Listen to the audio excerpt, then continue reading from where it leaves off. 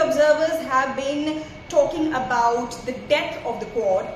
That includes America, India, Japan and Australia. An ex-post issued by the US Embassy in India has revived hopes that the Quad grouping may finally be able to hold a meeting after a year of holding no meeting at all in 2025. US Secretary of State Marco Rubio, who is set to visit India in what is going to mark his first visit after taking over the coveted post in Washington, is set to visit India between May 23 to 26 and will be travelling to 4 different cities of the country, including Agra, New Delhi, Jaipur and Kolkata. Issuing a press statement about Secretary Rubio's travel schedule, the US Department of State noted that Secretary Rubio will be travelling to Sweden to attend the NATO Foreign Ministers meeting, and subsequently he'll be visiting India between May 23 to 26. However, this statement did not have any mention of the Quad meeting and whether or not Secretary Rubio will be attending one.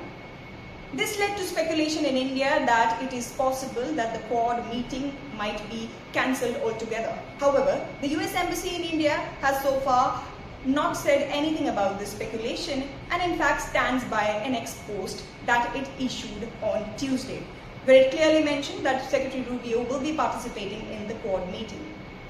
On the other hand, a news report in the Japanese media which mentions that the Japanese Foreign Minister, Mr. Toshigi, would be arriving in New Delhi to participate in the Quad meeting has again revived hopes of a Quad meeting finally happening in New Delhi. Sources say that if the Quad meeting happens, it is likely to be held on May 26th. That is going to be the last day of Secretary Rubio's stay in India.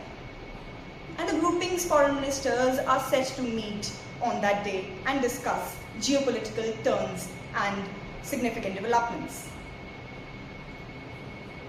The meeting is going to be closely watched by geopolitical observers not only in India but across the world.